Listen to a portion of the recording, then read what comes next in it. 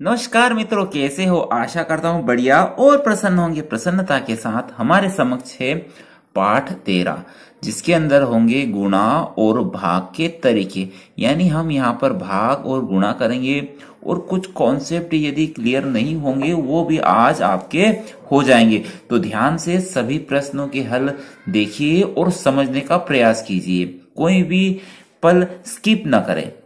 चलिए, पहला प्रश्न है निम्नलिखित संख्याओं का गुणा करना है। अ वाला सवाल हल कर लेते हैं।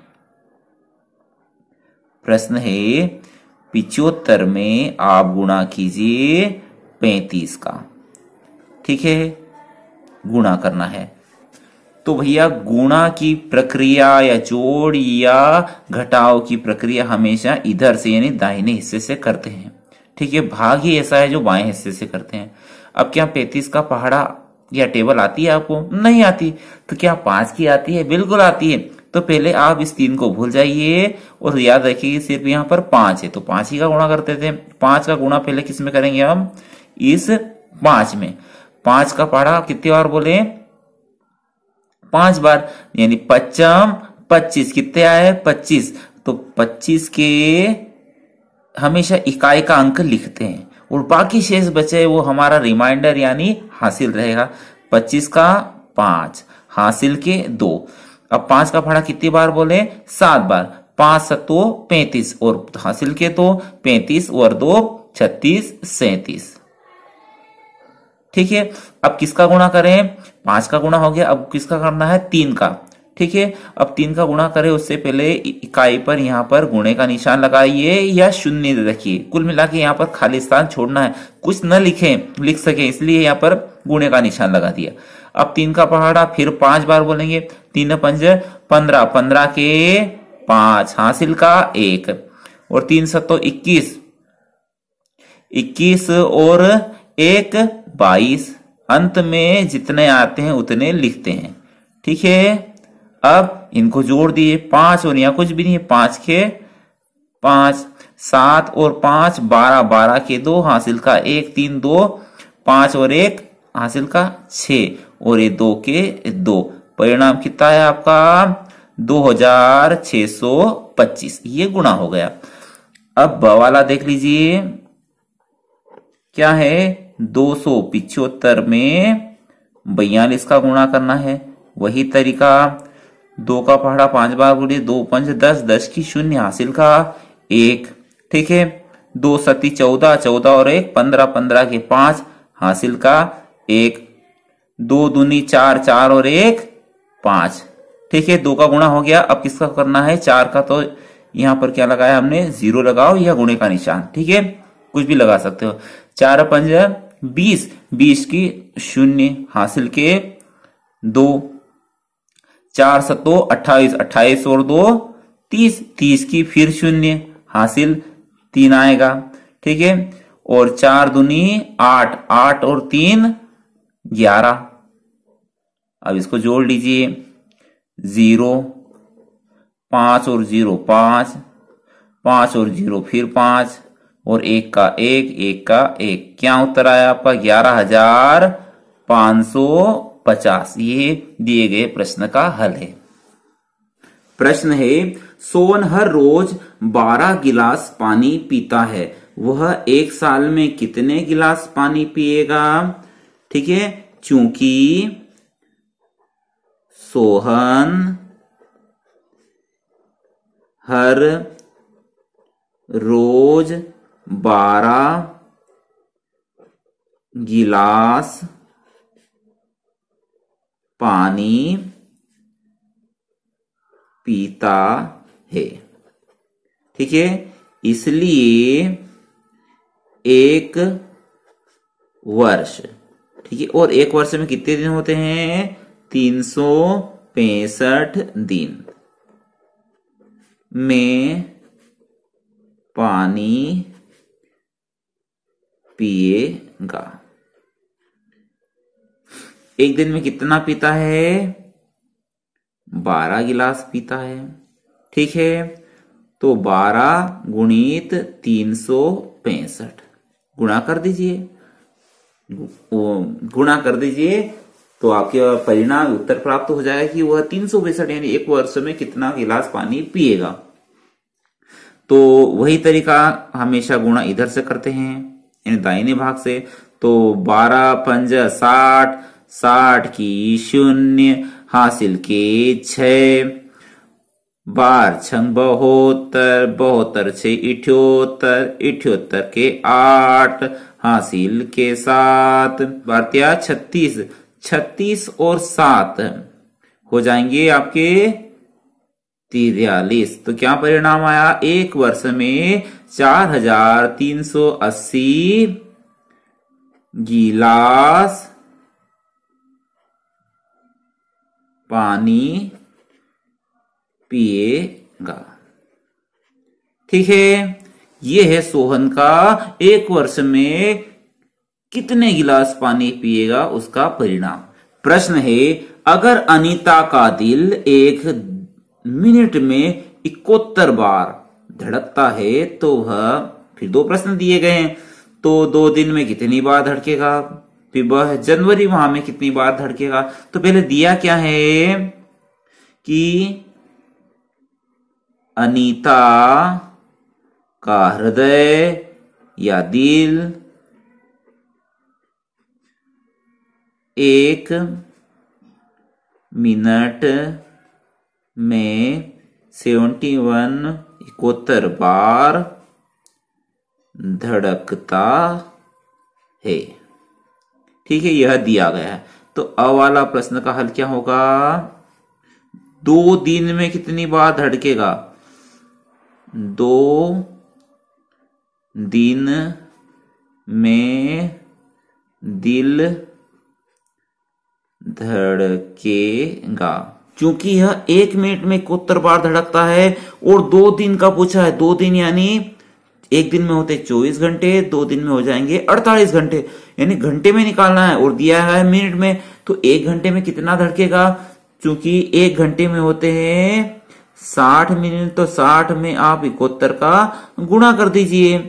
ठीक है, तो गुणा करेंगे तो क्या प्राप्त होगा? कुछ मिनट के लिए शून्य भूल गए, बचा 6, तो 6 का गुणा 71 में करेंगे तो 6 एका 6 और 6 सतो 42 और वह शून्य निकाल दो तो कितना आया? 4260 बार धड़केगा। ठीक है, कितने में?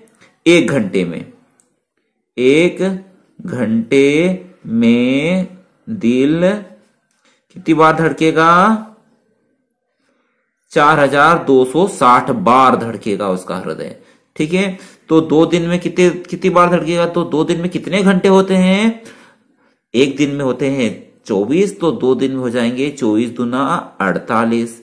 ठीक है, और 1 घंटे में कितना धड़कता है? 4260 बार। ठीक है, बस इनका गुणा कर दीजिए तो 4260 में आप 48 का गुणा कर दीजिए। ठीक है, स्थान थोड़ा कम है तो इसका परिणाम हम इधर लिखते जाते हैं। ठीक है, 8 0 0, 8 6 48, 48 के 8 हासिल के 4, 8 दूनी 16, 16 और 4 20 की 0 हासिल के 2, 8 चौक 32, 32 2 34। ठीक है, अब 4 का गुणा कर दी, 4 0 0, 4 6 24 का 4 हासिल के 2, 4 दूनी 8 और 2 10 की 0 हासिल का 1, 4 चौक 16 और 1 17 और इसको जोड़ लीजिए 0 8 4 4 7 3 10 की 0 हासिल का 1 और हासिल का 2। तो कितनी बार धड़केगा? 20,000, अरे इकाई, दहाई, सैकड़ा, हजार, 10,000, लाख है 2,04,480 बार। क्या परिणाम आया? 2,04,480 480 बार धड़केगा। ठीक है, पहले तो निकाला कि वह 1 घंटे में कितना धड़केगा, फिर 1 घंटे में जितनी बार आया उसका गुणा कर दिया हमने 48 में। 48 में क्यों किया? क्योंकि पूछा गया था 2 दिन में कितनी बार धड़केगा। ठीक है, अगला प्रश्न है जनवरी माह में कितनी बार धड़केगा। चलिए देख लेते हैं, दिल कितनी बार धड़केगा। ब वाला हल कर रहे हैं। जनवरी माह में कितने दिन होते हैं? जनवरी माह में होते हैं 31 दिन। तो जनवरी माह में घंटों की संख्या यानी कितने घंटे होते हैं जनवरी में? तो जनवरी में होते हैं 31 दिन। ठीक है, और 1 दिन में होते हैं 24 घंटे। तो जनवरी माह में कुल घंटों की संख्या आ जाएगी। तो गुणा कर दीजिए आप। तो गुणा करेंगे तो एक तरफ आप गुणा करके देख लीजिए।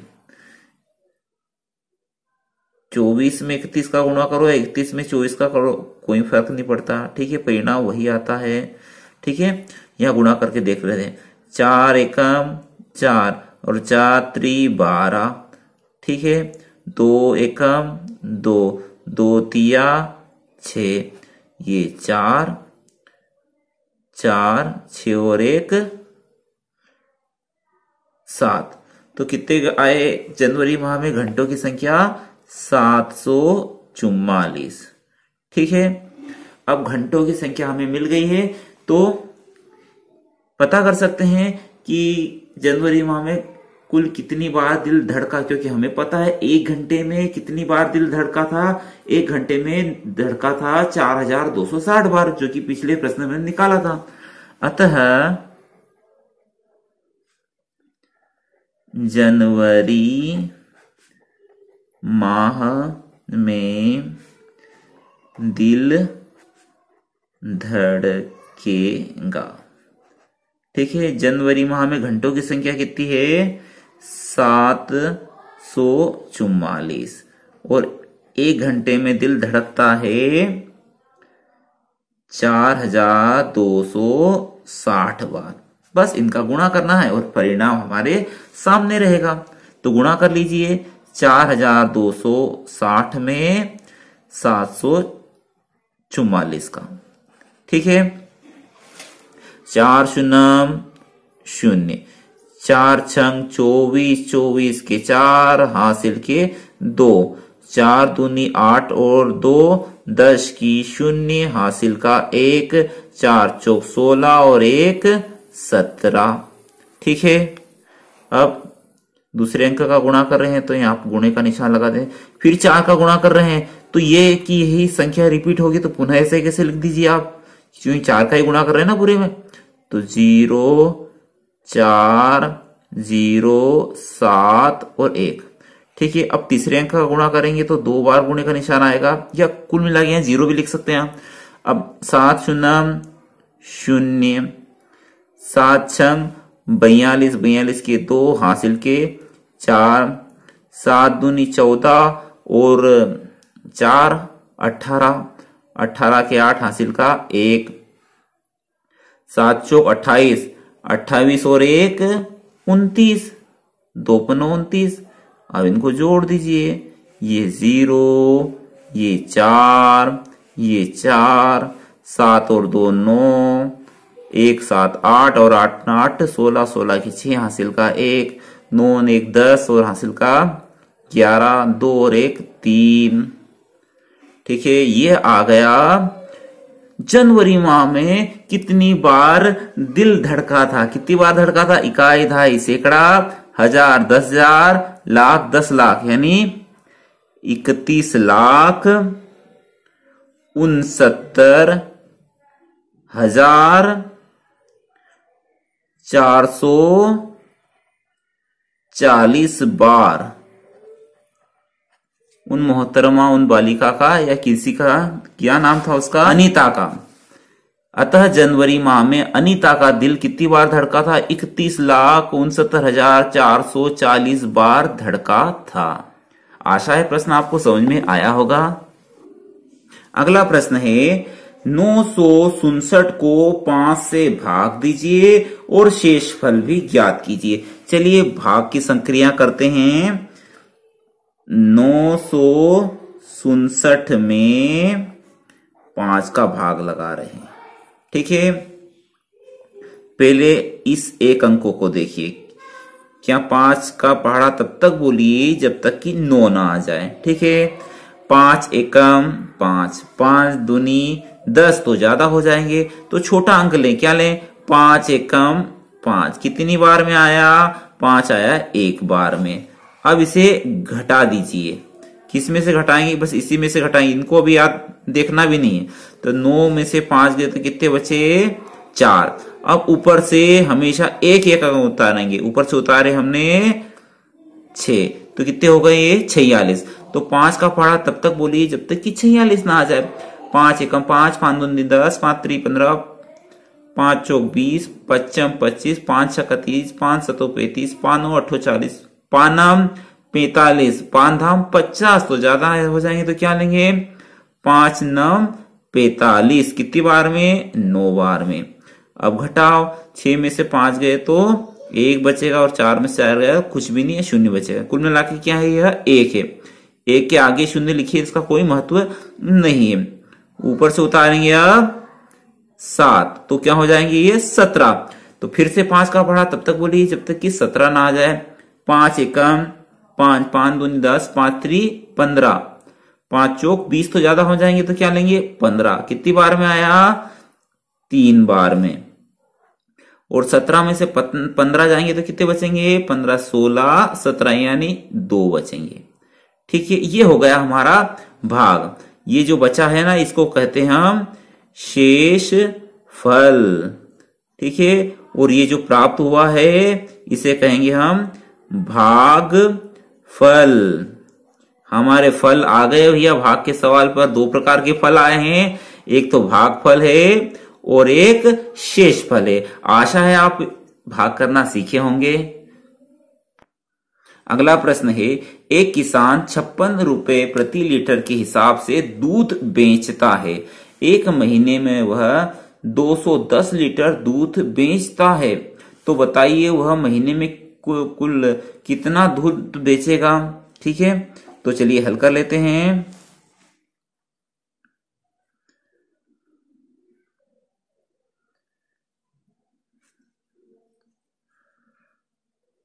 चूंकि किसान 56 रुपए प्रति लीटर से दूध बेचता है।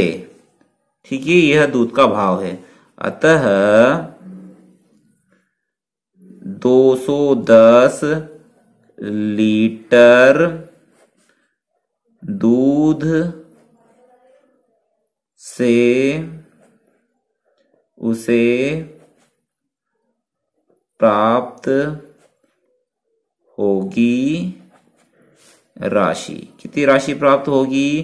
तो भैया 210 लीटर दूध है और 1 लीटर का भाव है 56 रुपए। 210 में 56 का गुणा कर दीजिए।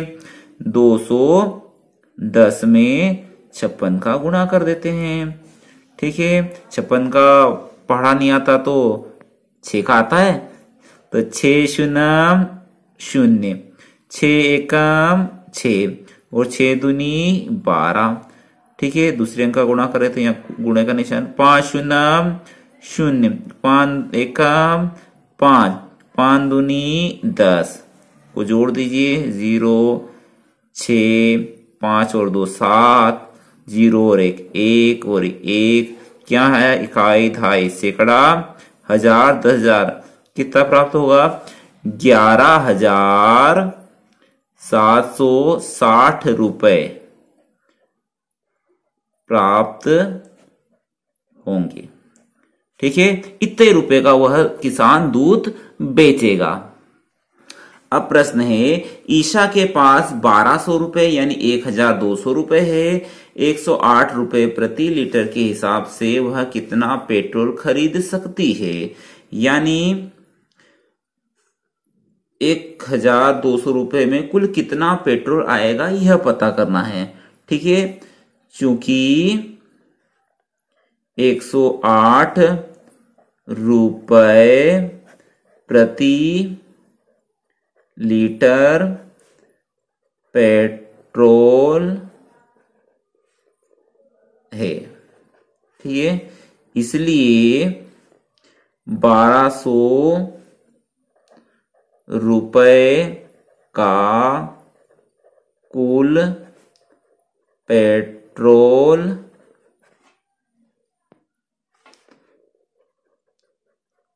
आएगा। कितना आएगा? कुल रुपए है 1200 रुपए, ठीक है, और पेट्रोल का भाव है 108। 1200 में 100 का भाग लगा दीजिए। तो क्या करें? तो सबसे आसान तरीका है इनको छोटा कर दो। तो छोटा कैसे करें? ऊपर भी सम संख्या है, नीचे भी सम संख्या है, तो 2 का भाग लगा सकते हैं। ठीक है, 2 का भाग ऊपर और नीचे भी चला जाता है, तो लगा दीजिए। अच्छा, 4 का भी चला जाता है तो दे दीजिए, 4 का ही लगा देते हैं। 4 3 12, 4 0 0, 4 0 0, 4 का भाग ऊपर लगाया है तो अब 4 का नीचे लगा देते हैं।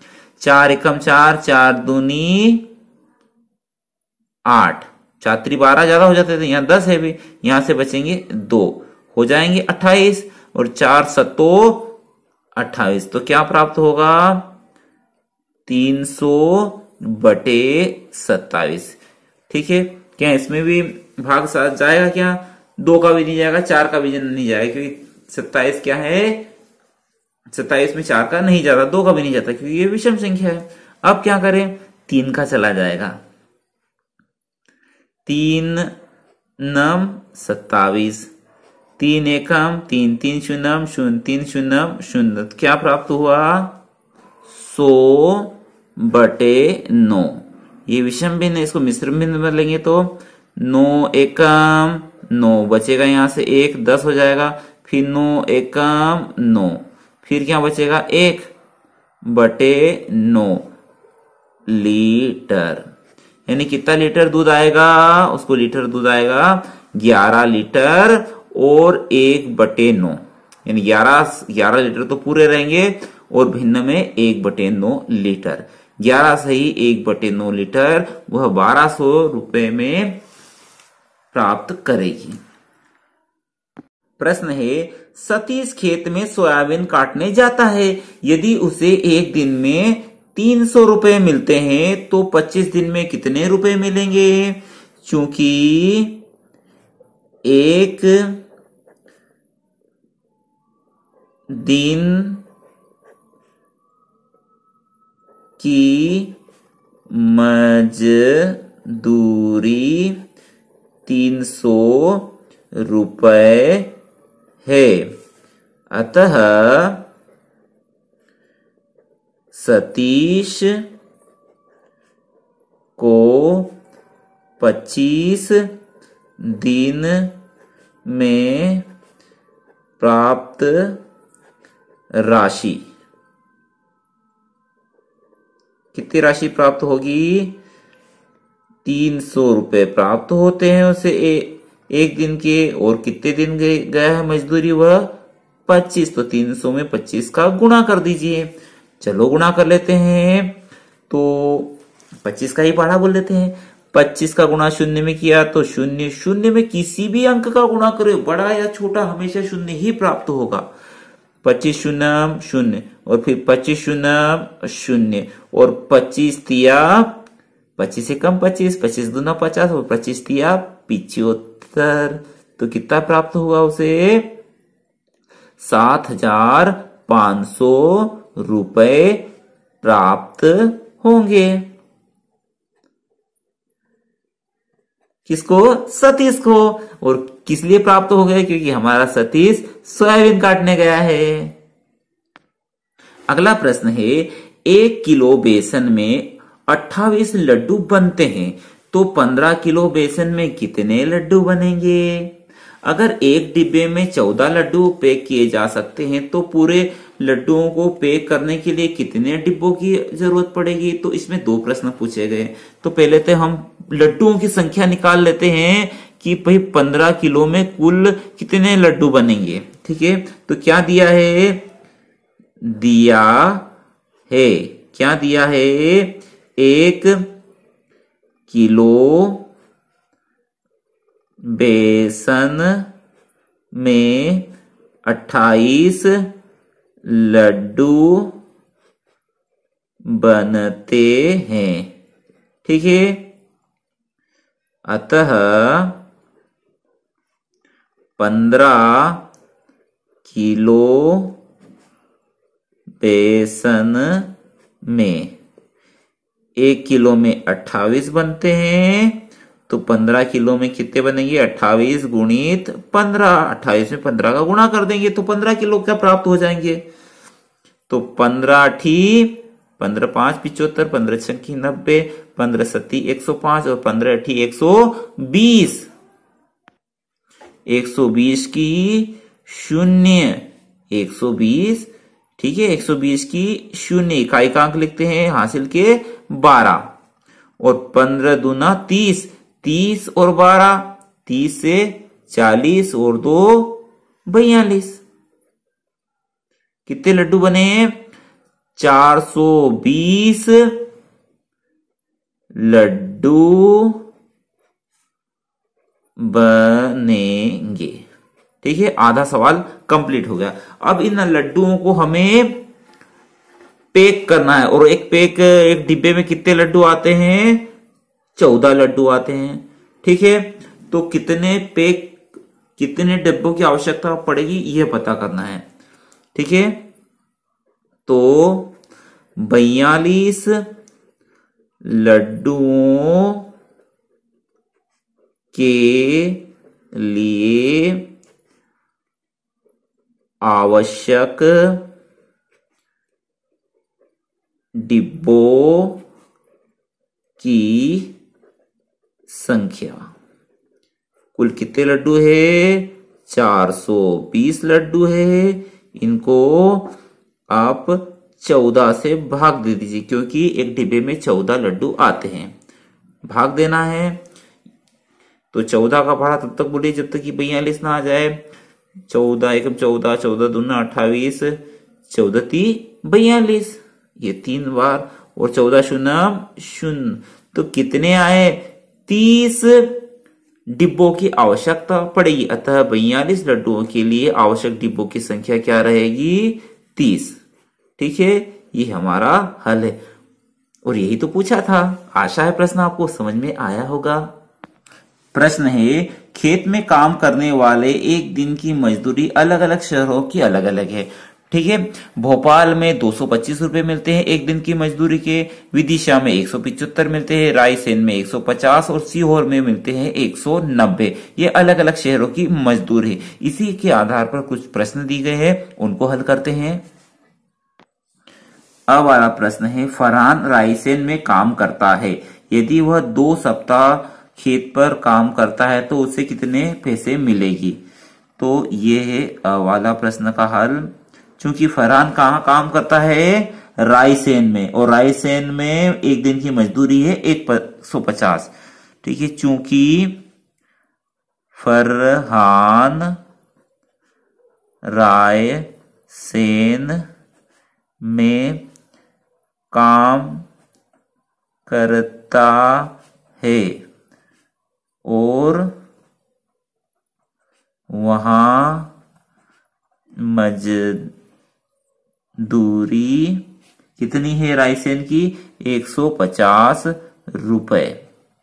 ठीक है, तो कितने दिन का पूछा है? 2 सप्ताह।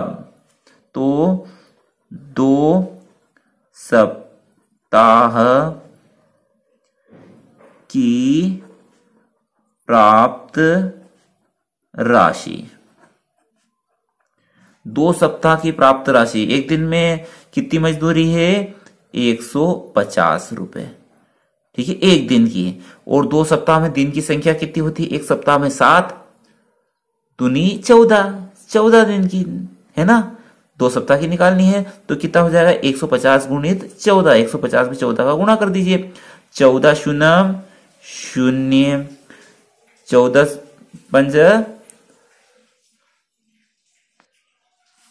14 5 70, 70 की शून्य, हासिल के 7, 14 एकम 14, 14 और 7 21। तो क्या प्राप्त हुआ? 2100 रुपए फरहान को मिलेंगे। ठीक है, यह अ वाले का हल हो गया। अब ब वाला, ब वाला क्या पूछा है? ब वाले में प्रश्न है, कमला भोपाल में काम करती है तो मार्च महीने में उसे कितने पैसे मिलेंगे? चूंकि कमला भोपाल में काम करती है, वह भोपाल की मजदूरी कितनी रुपए है? सबसे ज्यादा है भोपाल की, कितनी है? 225 रुपए, 225 रुपए है। ठीक है, अतः मार्च माह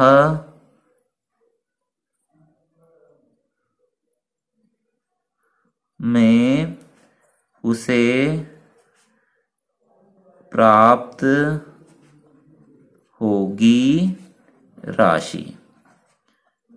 ठीक है, अच्छा, मार्च माह में प्राप्त कितनी होगी राशि? तो एक दिन में कितनी राशि प्राप्त हो रही है? 225 रुपए। और मार्च माह में कितने दिन होते हैं? 31 दिन। तो 31 का गुणा कर दीजिए, 225 में 31 का गुणा कर दीजिए। तो चलिए कर लेते हैं, 225 गुणित 31। एक का पहाड़ा किसी में भी करो, संख्या में कोई परिवर्तन नहीं आता। 1 पंजे 5, 1 दूना 2, 1 दूना 2। ठीक है, अब तीसरे अंक का गुणा कर लेते हैं।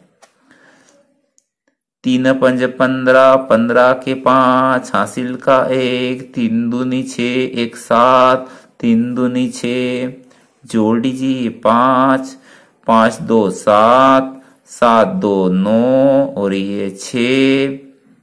तो कितनी राशि प्राप्त हुई उसे? 6,975 रुपए, 6,975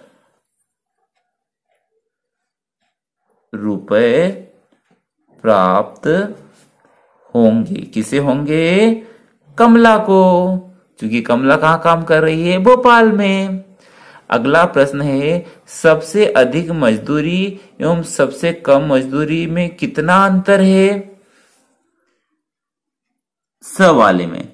ठीक है, सबसे अधिक मजदूरी और सबसे कम मजदूरी में कितना अंतर है? तो सबसे अधिक व सबसे कम मजदूरी का अंतर। सबसे अधिक मजदूरी है 225 रुपए भोपाल की, और सबसे कम है रायसेन की 150। घटा दीजिए, 5 में से 0 गई, 5 बचे, 2 में से 5 नहीं जाते, इससे उधार लेंगे तो यहाँ 12 हो जाएंगे, यहाँ 1 हो जाएंगे। 12 में से 5 गए तो कितने बचे? 7, और 1 में से 1 गया तो कुछ भी नहीं बचा। तो कितने रुपए का अंतर आया? 75 रुपए का अंतर है सबसे अधिक व सबसे कम मजदूरी का। आशा है आपको इसके सभी प्रश्न समझ में आए होंगे। चलिए अगला प्रश्न है, एक टैंक से 200 लीटर पानी भरा हुआ है। एक टैंक में 200 लीटर पानी भरा हुआ है, 30 टैंक के अंदर कितना पानी भरा जा सकता है? चूंकि एक टैंक में 200 लीटर पानी भरा है। ठीक है। अतः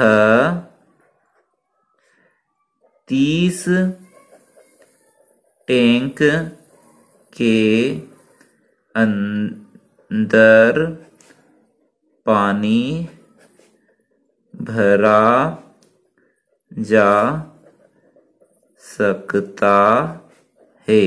एक टैंक के अंदर पानी भरा जा सकता है 200 लीटर, तो 30 के साथ कितना होगा, 200 में 30 का गुणा कर दीजिए।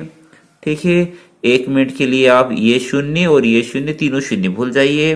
भूल गए साहब, ये 3 और 2 नजर आ रहा है, 3 दूनी कितने होते हैं, 6 होता है, और तीनों शून्य लगा दीजिए, 1 2 3, ये आ गया आपका लीटर। यानी 30 टैंक के अंदर 6000 लीटर पानी भरा जा सकता है। ठीक है, यह प्रश्न का एक भाग हुआ है। अगला पूछा है, क्या पूछा है, अगर एक टैंक पानी से 20 बाल्टियां भरी जा सकती है, तो 30 टैंकों में के पानी से कुल कितनी बाल्टियां भरी जा सकेगी।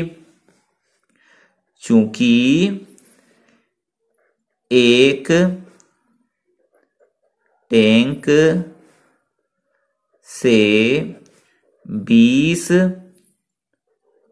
बाल्टियां